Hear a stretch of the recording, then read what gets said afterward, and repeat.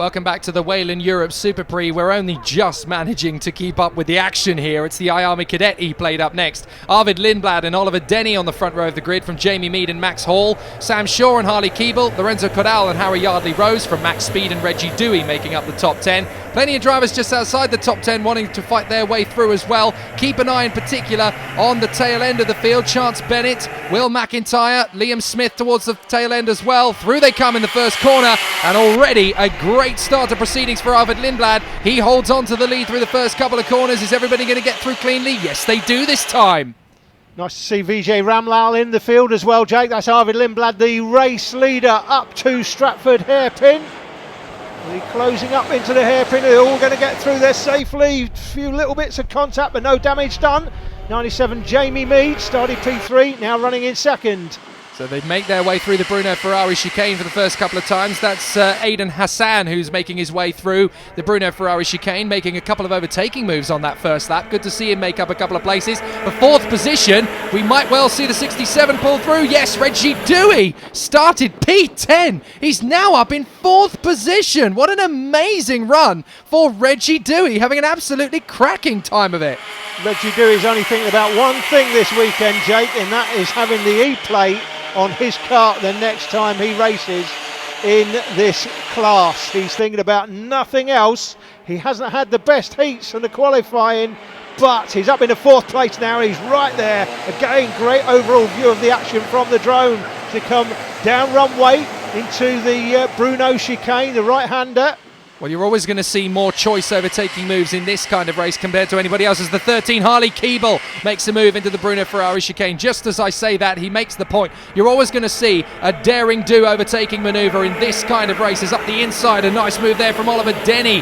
Down to sixth position from the front row of the grid, and he's managed to get past the 16 there. One of the toughest tongue twisters in the grid, Harry Yardley-Rose. Try and say that quickly. Talking of Tory names, Jake, just explain how you come up with your Tory name. Well, this is a bit of an internet sensation that's been doing the rounds. Basically, your Tory name is the first name of a grandparent, followed by the first street on which you lived, hyphenated with the surname of your first head teacher. So all the kids watching this can play this at home. Mine is Henry Wellmeadow McGurk. I don't know what yours is, Alan. My name is Mario Leagrave Day.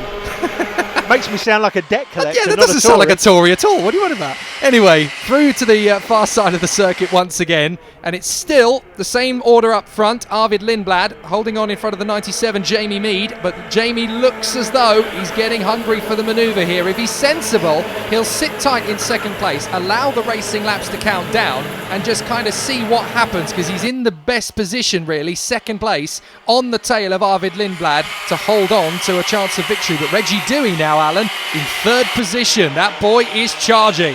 Yeah, Reggie looks like he's well up for this weekend. He's started down the grid, but he's already through to third. He's going to chase down these leaders. These leaders need to work together to get away from Reggie, to be honest, but I'm not sure they're going to. He's already closed them by 2 or 3 kart lengths coming out of Stratford hairpin.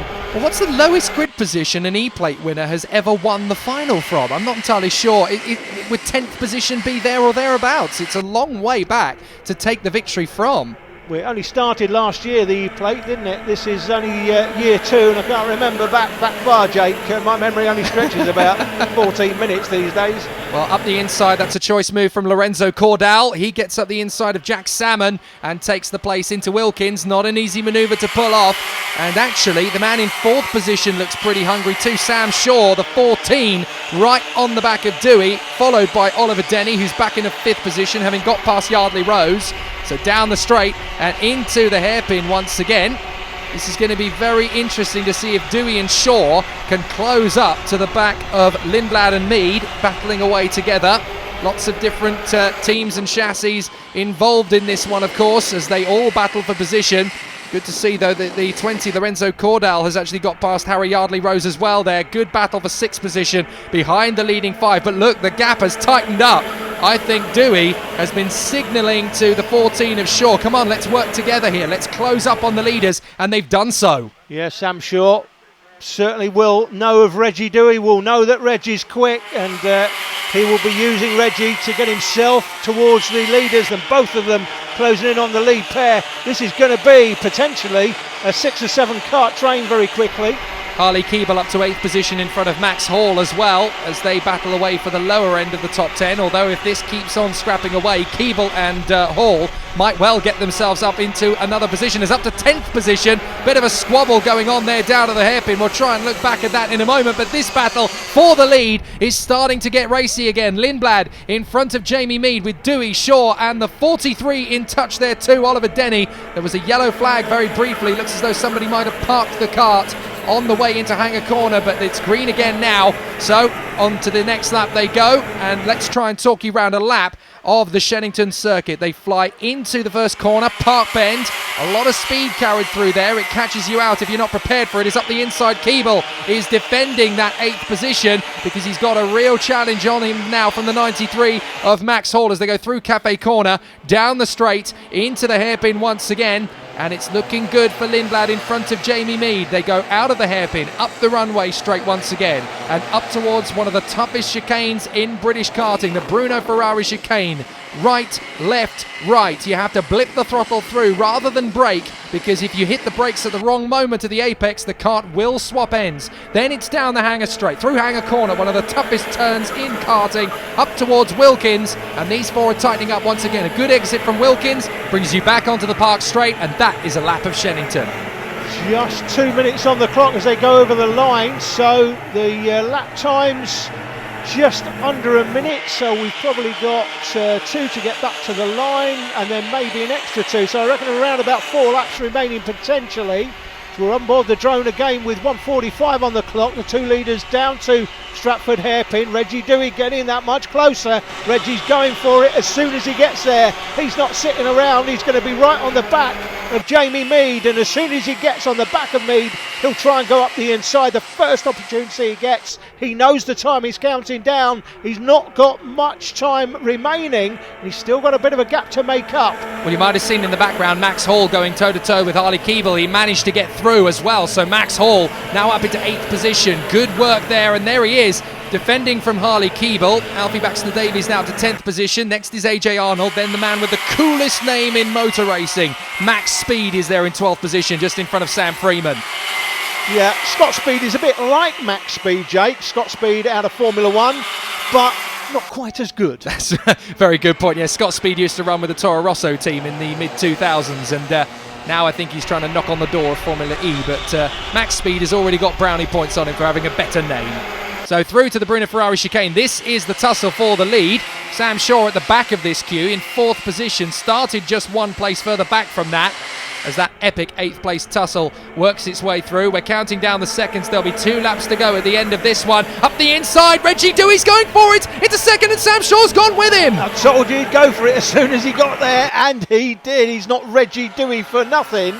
And through to 2nd place, and if he gets a chance here on Lindblad up in the hairpin, he's going to go for it as well there. Well, this is going to be so tight because there's 4 very talented drivers in the top 4 here, all gunning for glory in the E-Plate. This is the one race to get it right. The time runs down to 0. Dewey's going to go right round the outside of Lindblad. There's a little bit of a contact. Sam Shaw's going to get on the inside now. So Shaw races wheel to wheel with Lindblad. Here comes Dewey back for more in 3rd position. He's going to go alongside Lindblad and go round the outside. He's not going to get the grip there on the outside line, but Sam Shaw's taken the lead here. Great driving by Sam Shaw, takes advantage. Reggie Dewey trying to go around the outside. He was sort of looking for a switchback. Dewey's gone through, so too has Mead, and it looks as though the man in 5th position's gone up there as well, the 43 of Oliver Denny, and all of a sudden Lindblad has gone down to the back. Shaw's been napped here. The 97 is going to get through here. Jamie Mead to the inside line. Mead leads, Denny 2nd, 3rd position now. No, it's not, because Denny's back down to 3rd,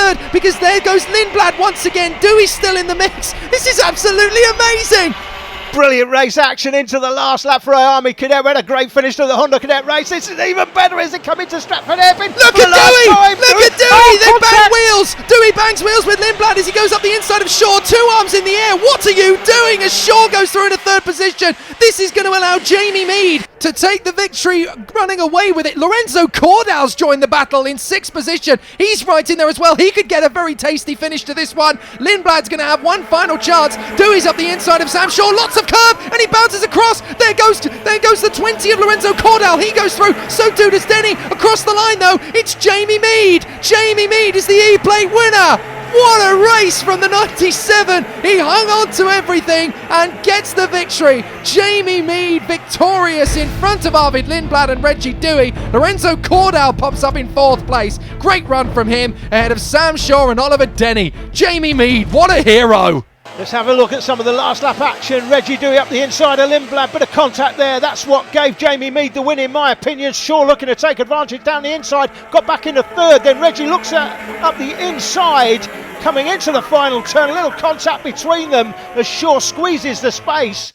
Drops from 3rd to 5th in the process by the line. After the break, it's Mini and Junior Rotax. Just time for me and Jake to get our breath back. We'll see you soon.